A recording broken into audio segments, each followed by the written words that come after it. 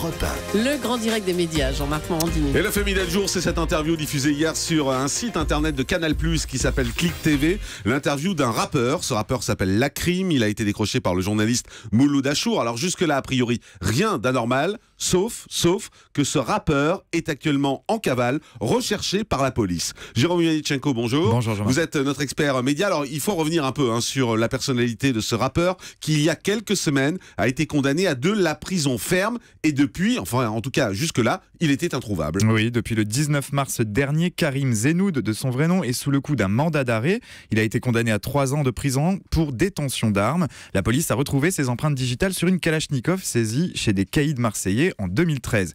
Dans cette affaire, la ligne de défense du rappeur a toujours été la même. Il explique qu'il a utilisé cette arme pour tourner un clip, mais cette version, il n'est pas allé la défendre lors de son procès. Il est arrivé trop tard à l'audience, explique-t-il. Ouais, les transports en commun, c'est terrible. Oui, visiblement, il ne connaît pas, ça ne fonctionnait pas à ce moment-là.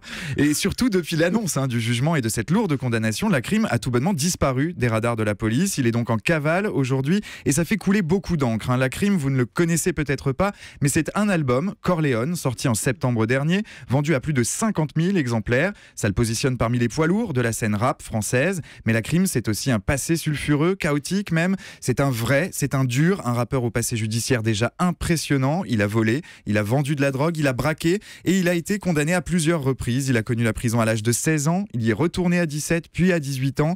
À tout juste 30 ans aujourd'hui, Lakrim a déjà passé 5 années de sa vie derrière les barreaux. Et aujourd'hui, il semble donc décider à ne pas revivre cette expérience, quitte à vivre clandestinement. Alors, on l'a compris, il est donc en cavale et malgré tout, Mouloud Achour est parvenu à le retrouver. Oui, cela faisait 1 mois que le journaliste était sur la piste de Lakrim. Il y a 1 an, il décrochait déjà une interview du rappeur qui venait de purger une peine de 2 ans d'emprisonnement pour vol à main armée. À l'époque, Mouloud Achour s'était rendu à Marseille pour le rencontrer. Cette fois, c'est au Maroc qu'il est allé la semaine dernière.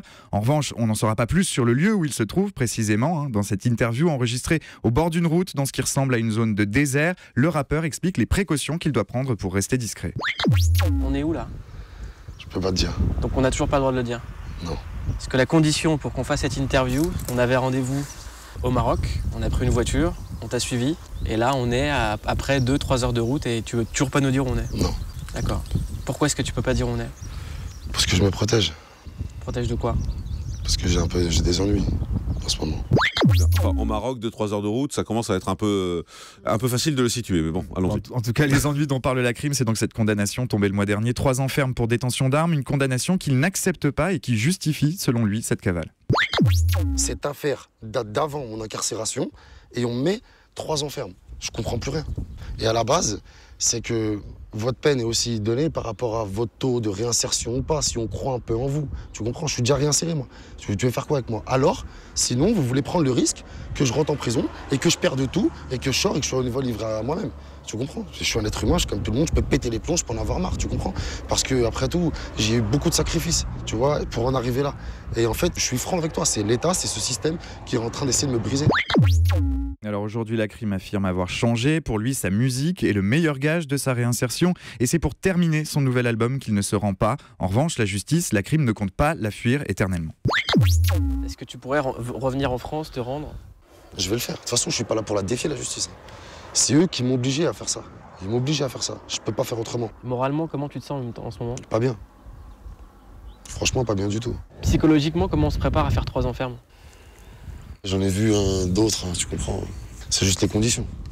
Si vraiment j'avais mérité, peut-être que j'aurais dit oui, je vais le faire courir un peu, je vais profiter un peu et après j'y vais, tu vois. Mais là, c'est pas le cas. Quoi qu'il arrive, je vais devoir y aller. Donc je vais y aller.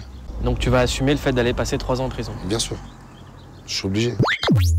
Alors aujourd'hui, le rappeur est rattrapé par son passé et il l'assumera, il le dit, mais seulement quand il l'aura décidé. Bon alors clairement, la question que soulève cette interview ce matin, c'est de savoir si oui ou non, il faut donner la parole à un homme en cavale. Alors spontanément, on aurait envie de répondre que non, que c'est courir le risque de donner une image positive à un individu qui se soustrait à la justice. C'est évidemment condamnable moralement. Bien sûr, cette question, je l'ai posée à Mouloud Achour, mais pour lui, ce qui justifie la diffusion d'une telle interview, c'est qu'elle fait passer le message inverse, justement. L'entretien ne fait pas pas l'apologie du crime, il ne fait pas l'apologie de la violence. Pour lui, il montre justement un exemple à ne pas suivre et permet de démystifier aussi les fantasmes qui circulent autour du rap. Du côté de l'avocat de Lacrim, on a un regard un peu plus mesuré. Maître Bruno Rebstock nous confie qu'il s'agit peut-être d'une maladresse. On comprend que cet épisode ne plaidera pas particulièrement en faveur de Lacrim aux yeux de la justice. En revanche, du côté de la maison de disques, on se refuse à tout commentaire sur cette interview. Reste ce matin que si vous ne saviez pas qui était Lacrim et si vous ne saviez pas qu'il prépare un album, eh bien maintenant vous le savez. Une bien étrange façon de faire parler de soi sur laquelle la police se penchera peut-être. Effectivement, merci beaucoup Jérôme Ivanichenko. Cette interview, donc vous la retrouvez en intégralité sur click.tv, elle est également en intégralité sur jean-marc-morandi.com. Merci beaucoup.